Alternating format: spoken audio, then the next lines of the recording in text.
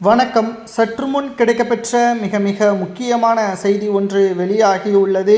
சட்டசபையிலிருந்து வெளியேறினார் ஆளுநர் என் ரவி அவர்கள். சட்டசபையில் திமுகவின் எம்எல்ஏக்கள் அமளியில் ஈடுபட்டதன் காரணமாக பரபரப்பு ஏற்பட்டுள்ளது.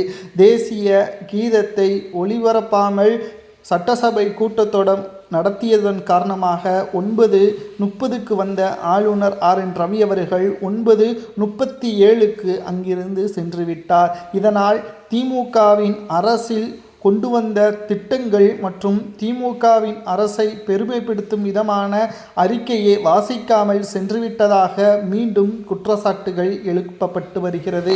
ஆளுநர் என் ரவி அவர்கள் ஏற்கனவே சட்டசபை கூட்டத்தொடரை பலமுறை புறக்கணித்ததும் குறிப்பிடத்தக்கது. வெளியேறியது திமுகவினர்கள் மத்தியில் வரவேற்பை பெற்றாலும் தமிழக அரசியலின் நிலைமை இப்பேற்பட்ட ஒரு சூழலை ஏற்பட்டிருப்பதாக பல்வேறு குற்றச்சாட்டுகளும் முன்வைக்கப்பட்டு வருகிறது. திமுகவின் எம்எல்ஏக்கள் ஆளுநர் வெளியேற்றம் செய்யப்படுவது நியாயம்தான் என்றும் அவர் வெளியேறுவதை தடுப்பதற்கு சபாநாயகர் கூட முயற்சி செய்யாததும் தற்பொழுது நம்மால் சிந்திக்கக்கூடிய ஒரு நடவடிக்கைகளாகவே இருக்கிறது. இந்த ஆண்டிற்கான முதல் சட்டசபை கூட்டத்தொடர் என்ற காரணத்தினால் சட்டசபைக்கு ஆளுநர் என் ரவி அவர்கள் உரையின் தலைமையில்தான் சட்டசபை கூட்டத்தொடர் நடைபெற வேண்டும்.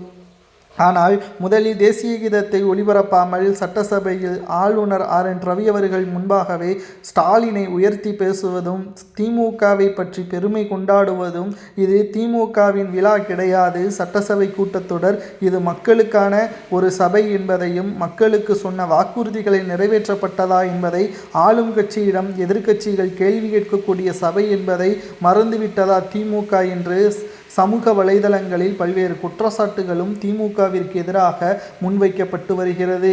மேலும் 20/1/2026 முதல் 20/1/26 முதல் 24/1/2026 வரை 4 நாட்கள் சட்டசபை கூட்டத்தொடர் நடைபெறும் என்ற தகவலும் தற்பொழுது கிடைக்கப்பெற்றுள்ளது. ஆனால் நேற்று மாலையிலேயே ஆளுநர் இந்த முறையும் வெளியேறுவார் என்பதை திமுகவினர்களிடம் இருந்து தகவல்களை நம்மால் பார்க்க முடிந்தது. திமுகவினர்கள் தலைமை ஆளுநருக்கு அந்த உரையை எழுதியிருப்பது திமுகவின் பெருமைகளை பேசுவதாகவும் திமுகவின் கட்சியை பெருமையாக பேசுவதாகவும் உரை எழுதியிருப்பதாகவும் தற்பொழுது தகவல்கள் கிடைக்கப்பெற்றுள்ளது. இதை வாசிக்காமல் தான் ஆளுநர் என் ரவி அவர்கள் வெளிநடப்பு செய்தார் என்ற தகவலும் தற்பொழுது கிடைக்கப்பெற்றுள்ளது.